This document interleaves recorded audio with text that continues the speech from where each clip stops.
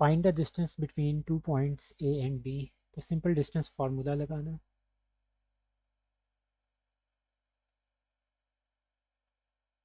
X वाली values को subtract कर दें, फिर वाई वाली वैल्यूज़ को सब्ट्रैक्ट कर दें, स्क्वायर करके उसका स्क्वायर रूट निकाल दें।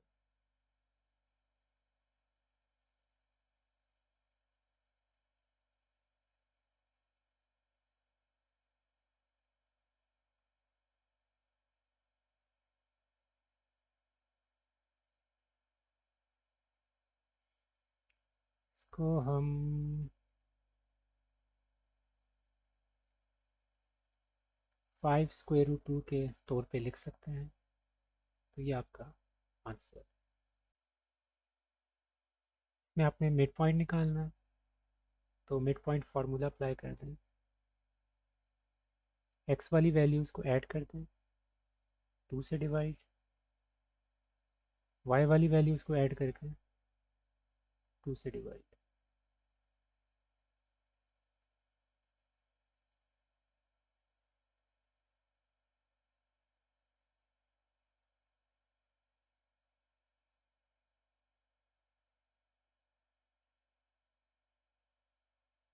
तो ये आपका मिड पॉइंट आ जाएगा।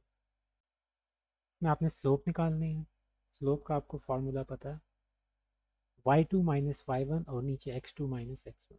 आप इनमें से अगर जिसको x1 कह रहे हैं तो फिर ये x2 होगा, और फिर x1 आपने इसको कह दिया तो फिर आपका ये y1 होगा हर हाल में। इसको आप y2 नहीं कर सकते, y2 आपका यही होगा। ऑन द कॉन्ट्रेरी अगर आप फॉर एग्जांपल चेंज कर देते हैं, इसको x1 कह दिया तो फिर ये y1 ही होगा, फिर ये y2 नहीं रहेगा, फिर ये x2 y2 हो जाएगा। तो इस तरह आपने करना है कि जो आप पहला पॉइंट कंसिडर कर लेंगे उस हिसाब से ही आपके चेंज होंगे पॉइंट्स। तो simple y2 minus y one over x2 minus x1।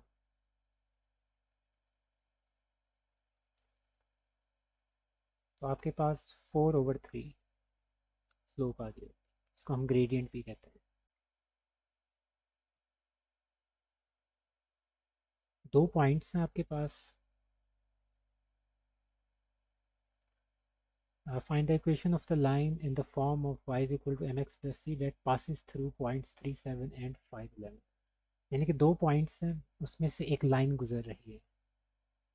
ये दो पॉइंट्स, एक आपके पास, इसको हमने ए नाम दे देते हैं, 3, 7, और दूसरा आपके पास बी है 5, 11। तो दो पॉइंट्स है। तो इसको आपने सबसे पहले सॉल्व करना है इक्वेशन निकालने के लिए, जो कि आपको पता है कि कौन सा फार्मूला लगता है, 2 पॉइंट फार्मूला हम यूज़ करेंगे। 5 minus y one over y2 minus y one is equal to x minus x1 over x2 minus x। तो मैं इनको x1 y1 कह रहा हूँ, इसको x2 y2 कह रहा हूँ। x1 x2 माइनस x1, ये आपका x2। आप इनको मार्किंग करना चाहते हैं मार्किंग कर लें, कि बेहतर है कि मार्किंग कर लें, क्योंकि मुझसे यहाँ ऑलरेडी गलती हो चुकी है।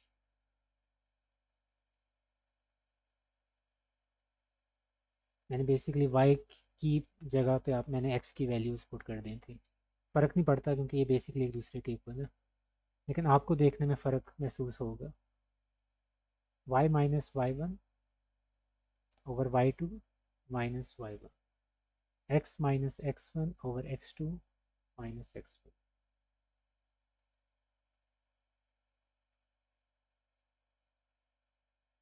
क्रॉस मल्टीप्लाई कर दें, और उससे पहले आप एक और काम कर सकते हैं, यहाँ से इसकी कैंसिलेशन कर दें।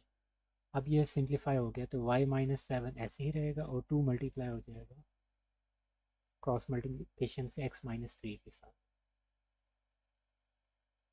तो यहाँ से आप 2 को x के साथ और 2 को 3 के साथ मल्टीप्लाई करके ये लिखते हैं। और एक चीज़ आप ऊपर अगर पढ़ें कि आखिर में उन्होंने आंसर कैसे डिमांड किया हुआ, वो कहते हैं कि आपका जो आंसर है इक्वेशन आनी चाहिए वो y is equal to M X plus C के तौर पे आनी चाहिए, यानी कि स्लोप इंटरसेप्ट फॉर्म जो होती थी हमने पढ़ी हुई, तो ये उस तरह आनी चाहिए। और उसमें क्या होता है, y आपका लेफ्ट हैंड साइड पे होता है, और जो आपका x वाली वैल्यू होती है और आपका कांस्टेंट होता है वो राइट हैंड साइड पे होता है। तो ये कांस्टेंट इधर नहीं होना चाहिए, इसको दूसरी साइड पे ले जाओ।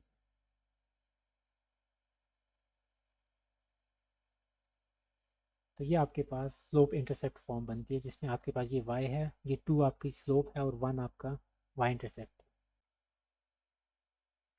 ये सिंपल सा क्वेश्चन है, एक तरह से MCQ टाइप का क्वेश्चन है कि अगर आपके पास दो लाइंस पैरेलल जा रही हैं और एक की स्लोप यानी कि ग्रेडियंट एक का 2/3 है, तो दूसरे का आपका ग्रेडियंट क्या होगा, तो वो भी 2/3 होगा। तो इसको थोड़ा सा एक्सटेंड करने के लिए क्वेश्चन को कि सीधा ना लिखें, आप पहले ये बता देंगे as two lines are parallel,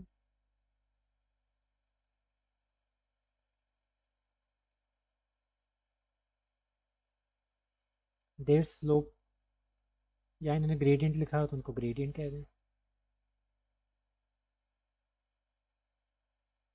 will be equal।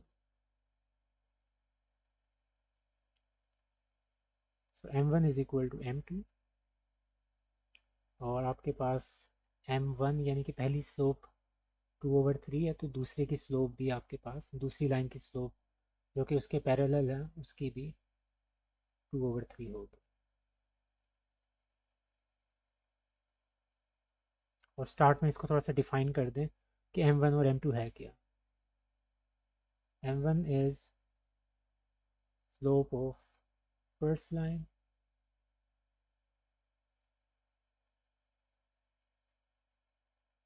m2 is slope of second line।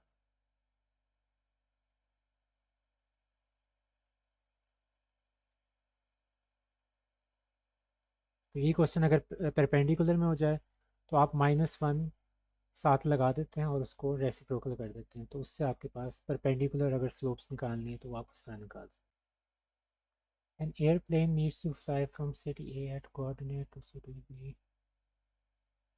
ये डिस्टेंस फार्मूले वाला सिंपल क्वेश्चन है। कैलकुलेट स्ट्रेट लाइन डिस्टेंस, दो पॉइंट्स हैं उनमें आपने डिस्टेंस निकालना। तो ए और बी दो पॉइंट्स हैं, city A to city B, तो सिंपल डिस्टेंस फार्मूला अप्लाई कर दें, x2 minus x1 plus y2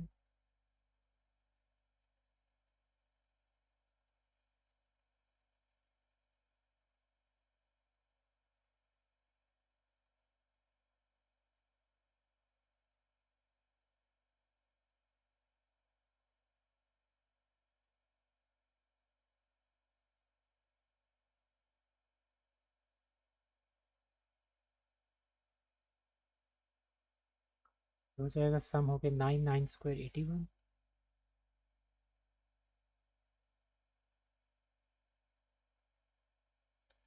97 मेरे ख्याल में प्राइम नंबर है, जी प्राइम नंबर है, इसमें आगे कोई पेयरिंग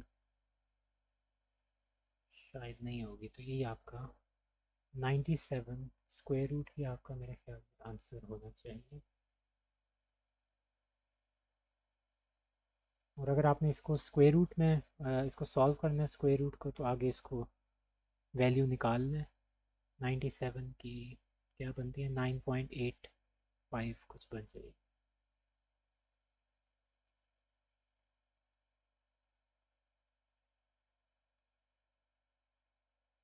अब यूनिट्स मैंने आपको पहले बताया था कि यूनिट्स हम क्यों लिखते हैं, जब भी आपके पास आप डिस्टेंस कैलकुलेट कर रहे होते हैं और आपको उन्होंने नहीं बताए होते कोई यूनिट्स। मैंने पिछले क्वेश्चन में शायद एक मिस किया था, जो अभी हमने पिछला एक क्वेश्चन किया था रिव्यू एक्सरसाइज का, हाँ क्वेश्चन नंबर 2 हमने किया था जिसके अंदर हमने डिस्टेंस कैलकुलेट किया था। तो उसके अंदर मैंने यूनिट्स नहीं लिखा, अगर उसमें आपने लिखना है तो आप लिख सकते हैं। क्वेश्चन नंबर 2 रिव्यू एक्सरसाइज का, तो उसके अंदर आपने लिखना है तो लिख लें। लेकिन इस वाले क्वेश्चन में क्योंकि ये एक प्रैक्टिकल एग्जांपल है कि आपका एयरप्लेन फ्लाई कर रहा है, तो वो जाहिर सी बात है एक डिस्टेंस होगा, तो इसमें आपके पास यूनिट्स उन्होंने कोई मेंशन नहीं किया होगा कि आपने आंसर किस में देना है, किलोमीटर में देना तो नहीं, तो इस वजह से आप यूनिट्स लिख देंगे।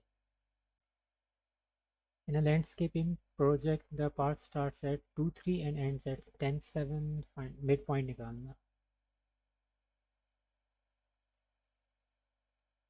x वाली वैल्यूज़ को ऐड करके 2 से डिवाइड कर दें और y वाली वैल्यूज़ को भी ऐड करके 2 से डिवाइड कर दें।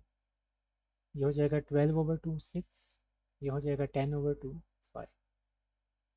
तो ये आपका मिड पॉइंट आ जाएगा 6, 5। Question number 9, a drone is flying from point 23 to point 10, 15। इसमें आपने ग्रेडियंट निकालना है पहली चीज़, और उसके बाद along the bus find the total distance। Simple, पहले आप ग्रेडियंट निकाल लें, यानी कि स्लोप, इसको हम m से रिप्रेजेंट करते हैं। y2 x1 y1 x2 y2 y2 माइनस y1 over x2 minus x1, ये आपकी स्लोप का फार्मूला होता है।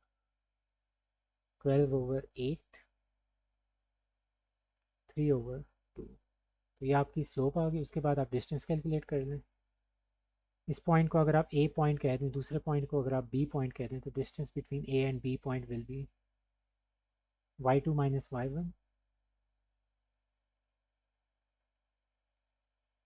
Square plus x2 minus x1। ये वाली चीज़ आप पहले भी लिख सकते हैं, इससे कोई फ़र्क नहीं पड़ता। x2 माइनस x1 इधर लिख दें और y2 माइनस y1 इधर लिख दें, इससे भी कोई फ़र्क नहीं पड़ता क्योंकि बीच में प्लस का साइन।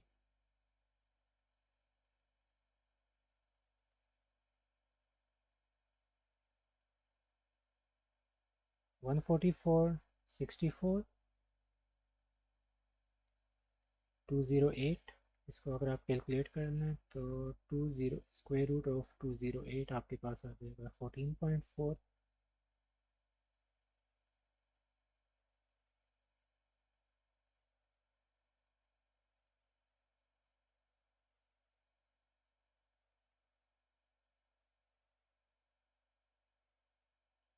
और अगर आप इसको थोड़ा सा सिंप्लीफाई कर लें, या इस तरीके से कर लें या डायरेक्ट कैलकुलेटर से कर सकते हैं आप,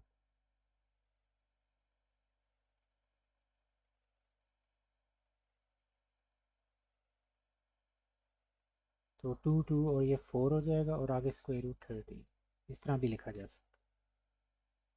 तो ये दो तरीके हैं आपके लिखने के, आपने आंसर को या तो इस तरह रिप्रेजेंट करना है या इस तरह करना है।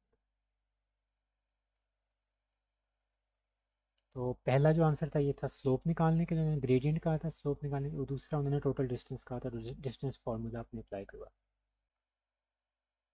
क्वेश्चन नंबर 10 है, इसका पहला पार्ट है, आपको सिर्फ ग्रेडियंट दिया हुआ है। ग्रेडियंट क्या होता है आपके पास? स्लोप। स्लोप दी हुई है -3। फिर उन्होंने आपको दिया हुआ है वाई इंटरसेप्ट। वाई इंटरसेप्ट आपके पास सी होता है, y is equal to M X plus C नहीं होता था, उसके अंदर जो सी होता है वो आपका वाई इंटरसेप्ट होता है। अब जो पहला पार्ट है वो यही है कि आपने उसको स्लोप इंटरसेप्ट फॉर्म में लिखना है। तो y is equal to M X plus C, ये आपकी स्लोप इंटरसेप्ट फॉर्म होती है। यहाँ आप अपने सिंपल वैल्यूज़ को रिप्लेस कर देना, m की जगह पे -3x और c की जगह पे 2। तो ये आपका पहला आंसर आ गया ए पॉइंट का, ए पार्ट का ये आंसर।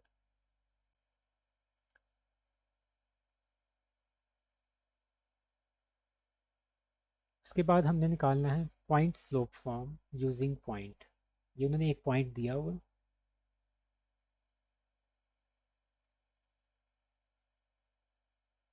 स्लोप हमें पता है -3 है, और पॉइंट में उन्होंने दे दिया है 1, 2।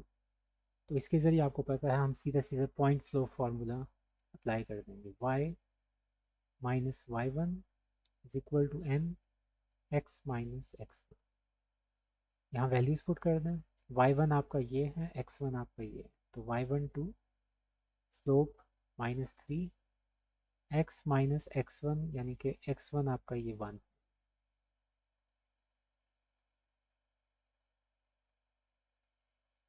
तो इसको आपने बिल्कुल सॉल्व नहीं करना, क्योंकि सॉल्व करने से ये इक्वेशन यही बन जाएगी। तो इसको उन्होंने सिर्फ फॉर्म में कहा है कि इस फॉर्म में सेट करके मुझे दिखा दिया जाए, तो ये आपकी फॉर्म बन गई पॉइंट स्लोप पर। उसके बाद आपके पास है सी पार्ट, 2 पॉइंट फॉर्म। ये 2 पॉइंट्स दिए हुए हैं,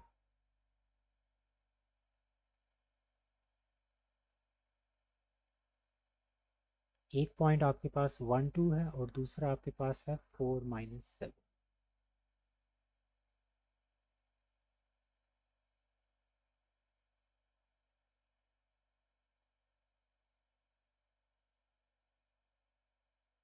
तो 2 पॉइंट फार्मूला अप्लाई कर दें, y - y1/y2 - y1,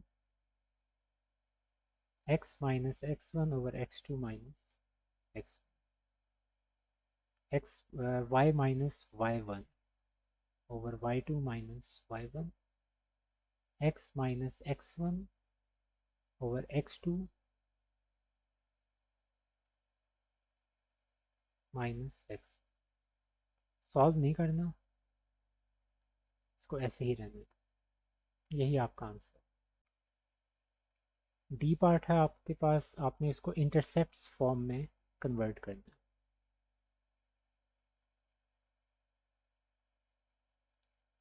इसको इसमें कन्वर्ट करने से पहले मुझे ये इक्वेशन चाहिए होगी,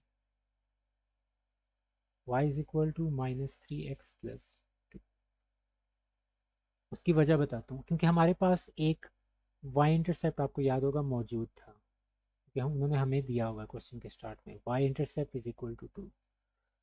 तो आपके पास एक फार्मूला होता है इंटरसेप्ट्स फॉर्म का, x/a + y/b = 1। अब इसमें क्या होता है कि y के नीचे y का इंटरसेप्ट पड़ा होता है और x के नीचे x का। अब इसके हवाले से जो आपके पास y इंटरसेप्ट उन्होंने दिया हुआ है हमें ऑलरेडी, जो कि 2 है, तो उसको हम कह देंगे कि आपका b है इस क्वेश्चन के हवाले से। तो b आपका 2 हो गया। अब x इंटरसेप्ट कैसे निकाल सकते हैं? अगर आप लोगों को नहीं पता कि इंटरसेप्ट निकाले कैसे जाते हैं, बेसिकली होता क्या है, आपने अगर y इंटरसेप्ट निकालना है ना, तो आप x को 0 कर दें इक्वेशन के अंदर। इक्वेशन अगर आपके पास मौजूद है ना, फॉर एग्जांपल अगर मुझे y इंटरसेप्ट इसमें से अभी भी नज़र नहीं आ रहा कि कहाँ है, तो आप x को 0 कर दें। तो क्या होगा, ये आपकी पूरी वैल्यू ख़त्म हो जाएगी, 0 के 2 रह जाएगा, y इंटरसेप्ट 2। अब सेम इज़ द केस जब आपने x इंटरसेप्ट निकालना है। अब x इंटरसेप्ट निकालना है, टू फाइंड x इंटरसेप्ट, क्योंकि हमें नहीं पता।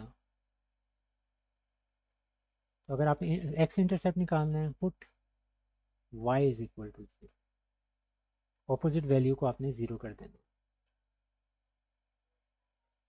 y आपका 0 हो गया, यहाँ से वैल्यूज़ इस तरह कर दें और ये आपके पास 2/3 हो जाएगा। तो ये जो x की वैल्यू 2/3 आई है, ये बेसिकली आपका x इंटरसेप्ट है, जिसको हम a कहेंगे इस हवाले से, x के नीचे x इंटरसेप्ट पड़ा हो। तो ये आपके पास 2/3। अब आपके पास a और b की दोनों की वैल्यूज़ मौजूद हैं। ये आपके पास x इंटरसेप्ट है, ये आपके पास y इंटरसेप्ट है। इस वाली इक्वेशन में वैल्यू पुट कर दें, x/a + y/b = 1।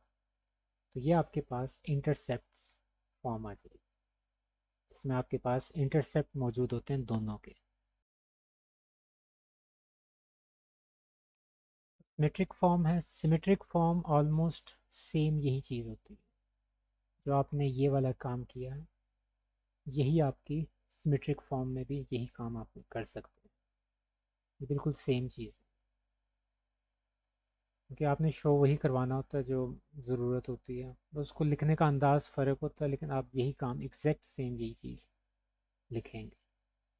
अब मेन जो चीज़ है वो है नॉर्मल की। अब बुक के पीछे अगर आप आंसर सिमेट्रिक का देखेंगे तो वो डिफरेंट लिखा हुआ, वो उन्होंने आंसर दिया हुआ नॉर्मल फॉर्म का। ई पार्ट का उन्होंने आंसर √10 वगैरह में दिया हुआ, लेकिन वो सिमेट्रिक फॉर्म नहीं होती। सिमेट्रिक फॉर्म यही होती है। आप अब जो नॉर्मल फॉर्म है, इसमें आप क्या करते हैं, वही करते हैं जो ये हमने क्वेश्चन किया हुआ है। इसके एग्जांपल के लिए ये इक्वेशन मैं ऊपर से निकाल रहा हूँ।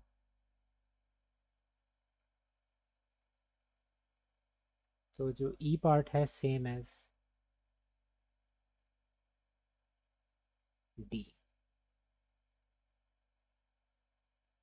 जो नहीं समझ आई, इन्होंने इस दफ़ा दो बीच में चीज़ें क्यों ऐड कर दी, हालांकि इसका कोई वजह नहीं बनती थी। थ्योरेटिकली ऑलमोस्ट सेम ही, थ्योरेटिकली शायद थोड़ा सा डिफरेंस आ जाए इसमें, लेकिन इसको देखने के अंदाज में ये इनकी फॉर्म्स दोनों की सेम ही रहती है। तो नॉर्मल फॉर्म में इक्वेशन मैंने ऊपर से ये यूज़ कर रहा हूँ जो मैंने ए पार्ट में निकाली थी। इसको आपने इस तरह अरेंज करना है कि आपकी एक्स वाली और वाई वाली एक साथ हो और कांस्टेंट अलग साइड पे पड़ा हो।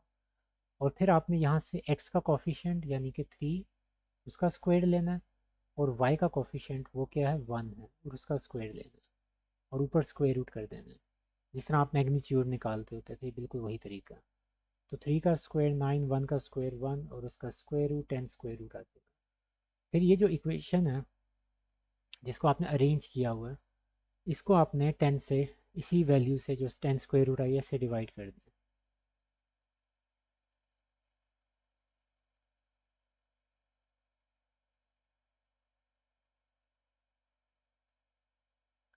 अगर आप इसको इस तरह भी लिख सकते हैं, अगर इस तरह लिखना चाहते हैं इस तरह भी लिखा जा सकता है, ताकि आपको पता चल जाए कि एक्स के साथ क्या चीज़ मल्टीप्लाई हो रही है। तो ये बेसिकली ये आंसर है आपका नॉर्मल फॉर्म का, जो कि इन्होंने बुक वालों ने गलती से सिमेट्रिक के नीचे, सिमेट्रिक वाले जो ई वाला पार्ट है उसके नीचे उन्होंने ये आंसर लिखा हुआ, लेकिन ये बेसिकली नॉर्मल फॉर्म होती है। अब जो उन्होंने एफ पार्ट के नीचे आंसर लिखा हुआ है वो तो सिरे से चेंज ही कर दिया उसमें, लेकिन अगर आप उस तरह का आंसर निकालना चाहते हैं in case of cos x cos alpha plus y sine alpha is equal to p form में, क्योंकि ये भी एक नोटेशन होती है जो कि आप यूज़ करते हैं एज अ नॉर्मल फॉर्म के लिए, ये भी एक नोटेशन होती है। तो फिर आप क्या करेंगे, एक्स के साथ क्या है कॉज एल्फा है, यानी कि ये आपका कॉज एल्फा है। तो अगर आप इसमें से एंगल निकालना चाहते हैं तो इसको मैं इस तरह लिख सकता हूँ, x cos alpha plus y sine alpha is equal to p. तो पी तो सीधा सीधा हो गया 2/10 स्क्वायर रूट हो गया, उसका कोई इशू नहीं है। अगर आप कंपेयर करें दोनों इक्वेशंस को,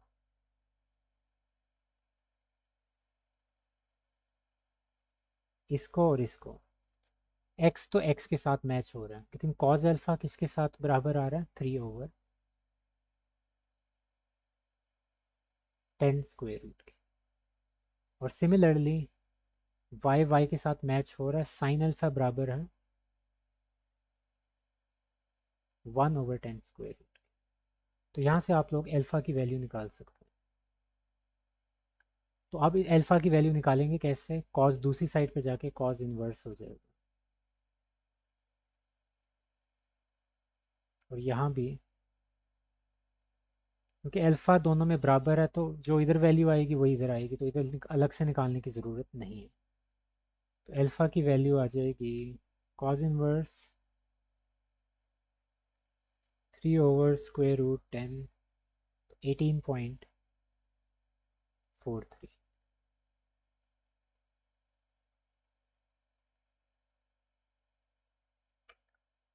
तो इस हिसाब से आपने सिंपल यहाँ वैल्यूज़ पुट कर देनी, एक्स कॉज अल्फ़ा यानी कि 18.43 degree plus y sine alpha दोबारा से 18.43 degree is equal to P.